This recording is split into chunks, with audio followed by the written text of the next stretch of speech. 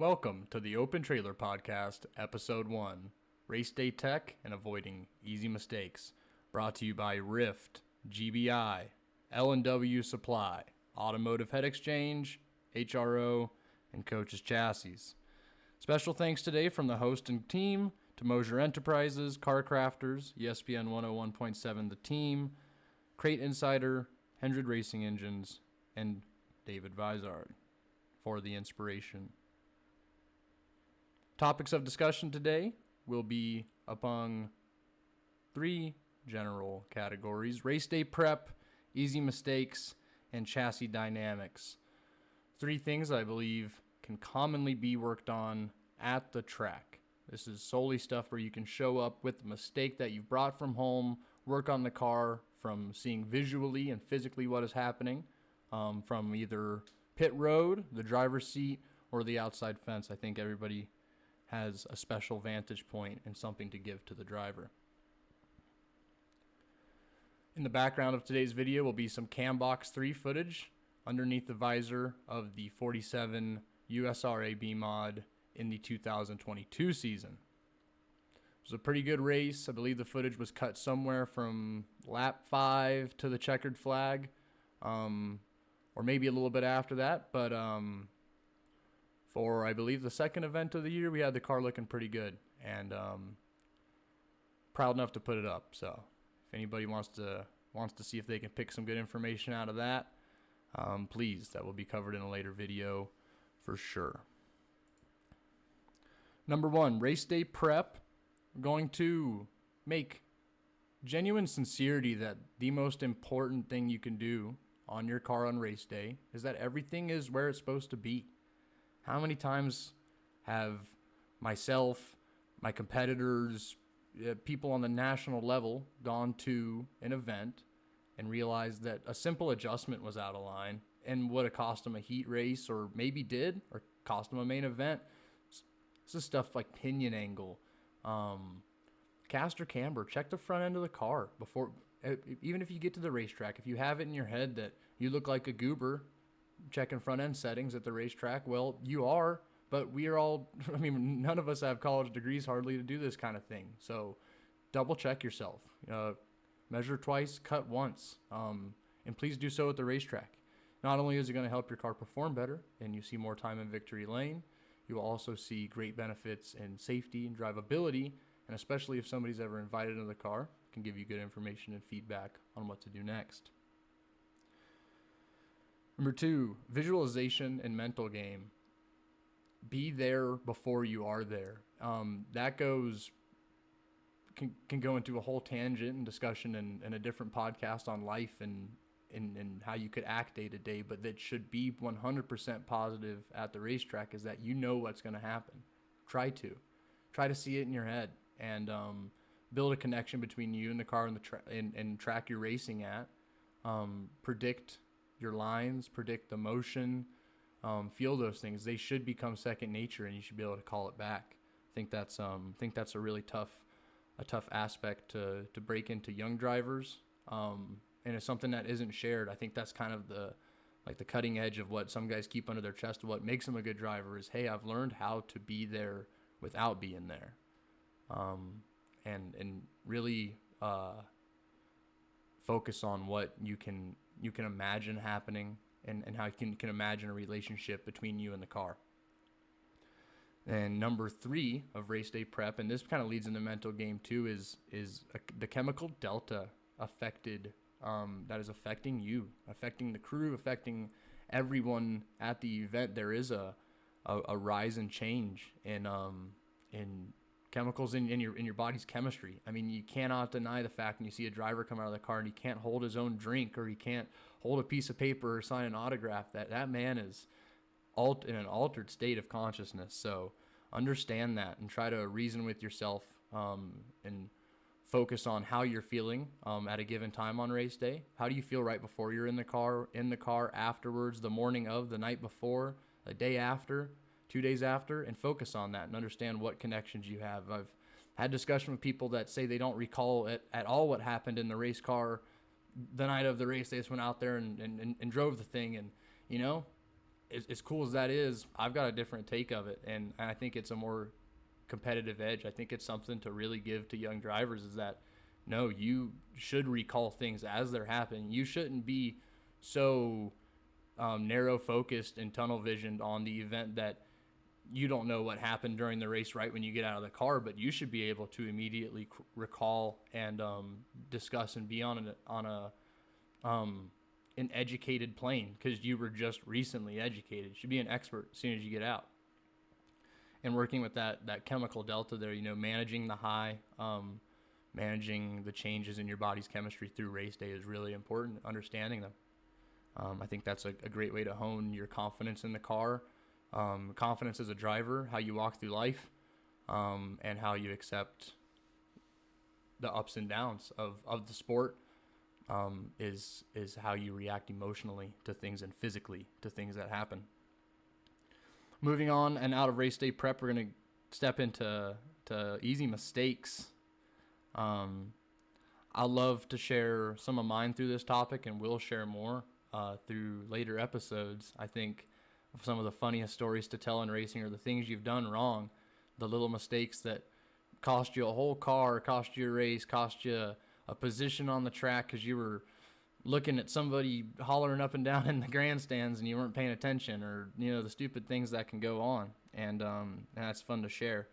But into the short list for today's episode, we're gonna jump right back into the mental game, touch it one more time, and then be done with it. That is the costliest mistake as you can make, is not showing up prepared in your head, prepared rationally, prepared educationally, prepared with your comfortability in the car and what's going to happen, what temperature it is outside, how the track's going to react. You should be in a position to answer those questions to yourself and not have to ask a neighboring team member or a crew member or another driver or a crew chief peer or anything like that. You should have your feel of what's going on, or at least a confidence, and then you can develop a question and a methodology to seek out information from your peers beyond that. But please first do yourself the chance of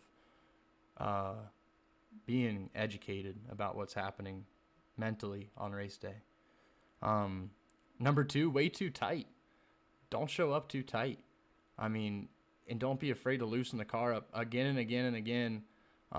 I've done it. Every time I see somebody else do it, I know it just ruins the entire night, and you can never catch the car when you're too tight. It is really, really, really hard to loosen the car up with any accuracy and know what to do when the track's changing. That's a really tough adjustment to make. So show up free, show up on the low side of wedge, show up on the low side of bar geometry, and then go from there. But I wouldn't ever take anything too extreme to show up to the track with, not knowing or not being familiar with the surface, or given time of year that you're racing on, or it's a 4-day show and you've only got 2 days worth of time to go run, and you're going to run the last 2 days. So don't show up too tight. Your first instinct is going to be, oh man, there's 75 late models on the track before I get to go out there in my A mod, or there's 175 cars that get to go out on track before I'm there with a stock car. I understand it's really quick to say, well, I'm going to throw 60% wedge at it and hang 175 pounds of lead over the left rear and just pray to all gods that I'm going to be able to stick it through the corner. Well, it's not going to work. It never does. Normally when you show up like that, you already had your stumpy gear, your run all gear. You're able to run at 5 local tracks with it, or you got to change the gear twice a year for a big show out of town. So, you're running a 6.0, a 630, 620 gear at a track where 670s or 700s can operate at. You go tight in your car with the low gear, and you're going to think you went down a division, and your lap times are going to show it. So show up free. Everybody show up free. It helps. It really does. You start talking to the faster guys, as I've done locally. Always ask the guys that have an edge, what would you do tonight, man? Even if they're outside of your division, like, hey, what direction are you heading? And 99% of the time, it's an unexpected answer from them. I'm gonna loosen the car up. I'm gonna loosen the car up. And if you were watching them or pay attention to them, you might have been right behind them. They already seemed free. It's like, man, you're gonna give it a little bit more. Well, yeah, they're running that big, high-speed, stumpy gear.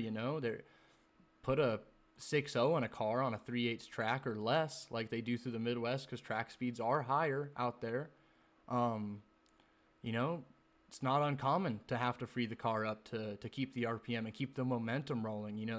That's something that you've really got to focus on about the handling and balance of your car, is how much speed can you carry. So, I'll tell you one thing. You could drive through 6 inches of mud in a corner, and I guarantee you wouldn't carry a whole lot of speed, because you'd be pretty deep in there in your truck, and you'd be making a lot of traction. But I bet if you got going 60 miles an hour on an ice bed and started sliding, you'd be going real fast, and you'd carry that speed for a long time. So, if that tells you what being loose means for you.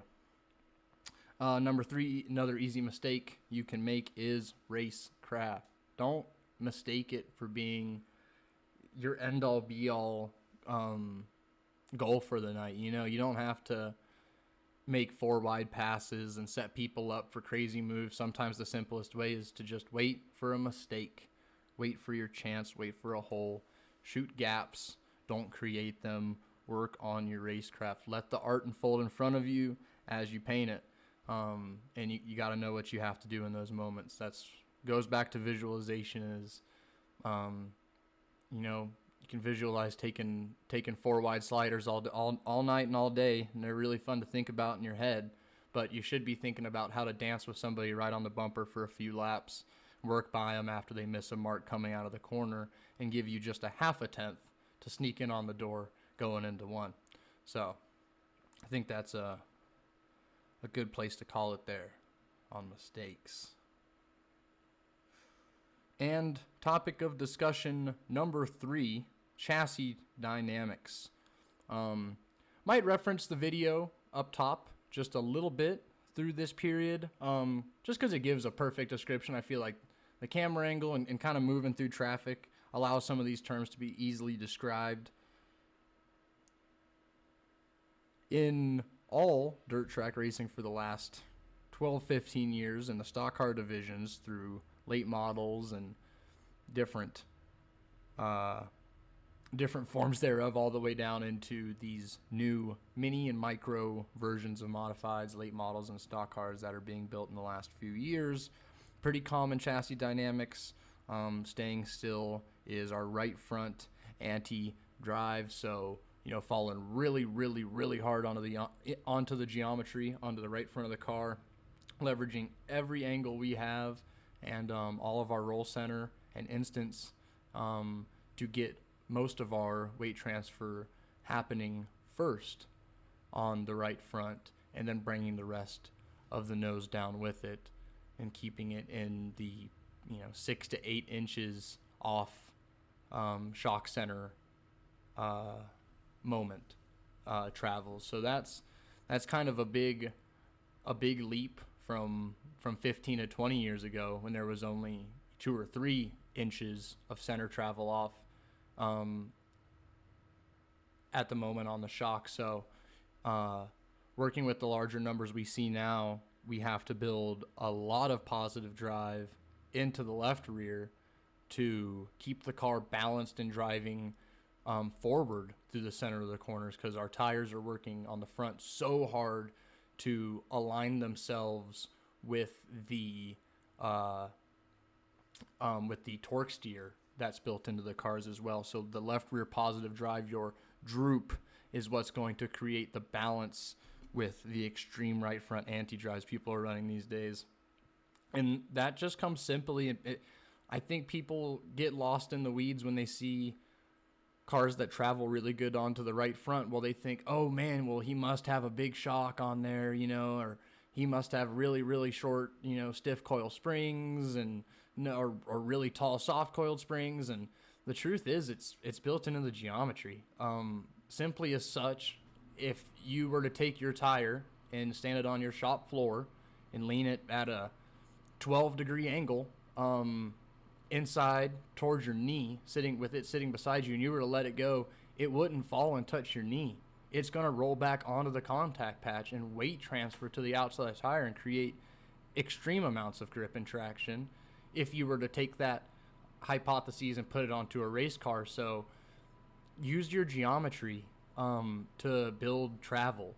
I have to keep telling people that it's not this isn't a spring issue. This isn't a travel issue. This isn't anything like that. This is a geometry issue, an alignment issue with most of their cars. And if it helps you out to see it on a computer, then please reach out to myself, reach out to other folks. There's graphic aids that can help you percept what's happening on your race car at a given moment on the racetrack that doesn't require live telemetry.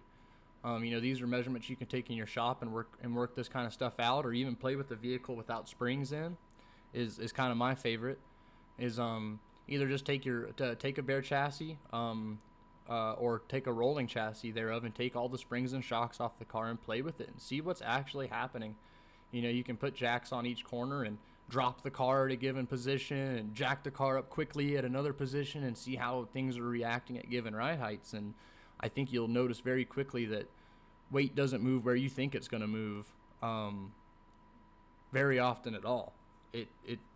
Things work with the geometry and alignment of the race car and of the front end specifically to really help keep the car down.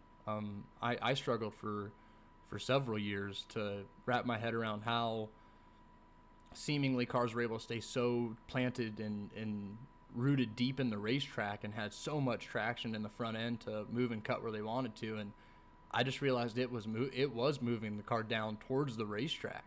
It was getting the car to transfer weight to the front end, even if it meant starting with the front end a lot higher, starting with a lot wilder alignment or geometry.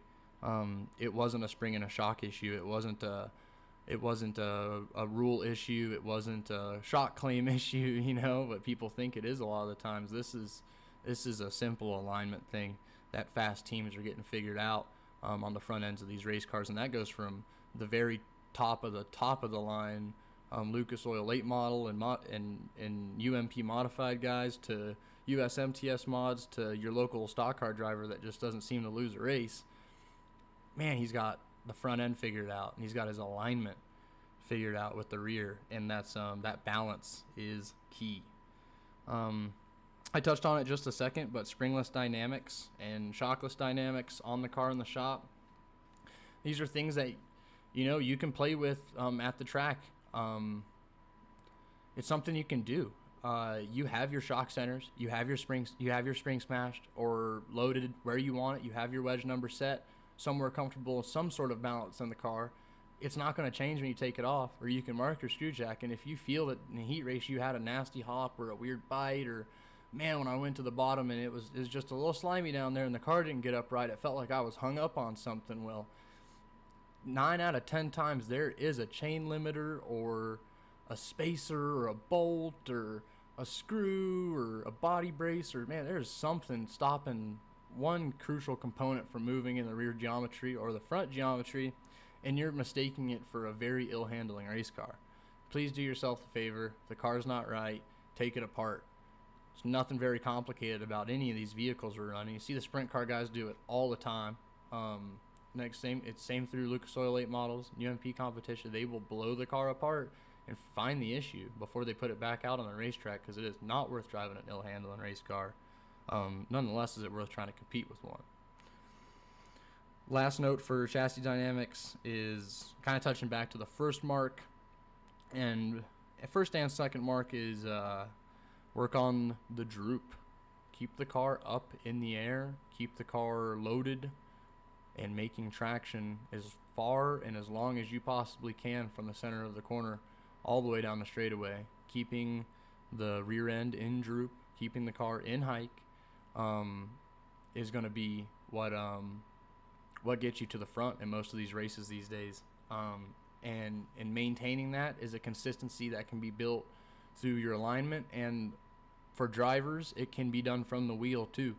This is like most things that engineers and crew chiefs and chassis builders implement on these cars won't work right unless you work with them as the driver too. So visualize what's happening in the front end, its alignment and geometry, just given on which way you're pointing the steering wheel, coming from the straightaway into the corner, and work on technique, and work on marks and how far you're looking ahead to really let the car feel where you want it to go. I have a better way of explaining it is on the right front specifically of a dirt late model all the way to a dirt go-kart and asphalt as well, is we all run positive caster numbers for the most part, and most chassis, fast chassis, are built with a pretty incredible amount of caster gain, and they're on a single plane with the camber adjustment or the camber bar on these faster cars. And when you're going into the corner, that means that as the right front is having weight transferred onto it due to the adjustments we've done with our alignment, is as you turn the wheel left, you're considerably removing the amount of caster in these single plane upper control arm setups. You're considerably reducing the amount of caster in the right front, and that is what is graciously giving you the weight transfer.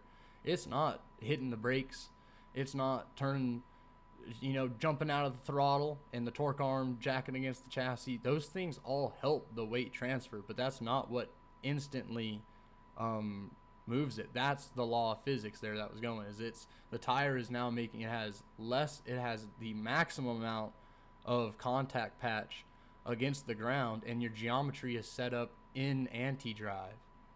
Your control arms are tilted back. They're not set forward. They're tilted back in anti-drive. They're meant to fall in, like wings. If you it's like doing a push-up with really wide arms or narrow arms. If you put your arms way out and you twisted your wrists up towards the air, your chest's going to hit the ground immediately because you've created that fall.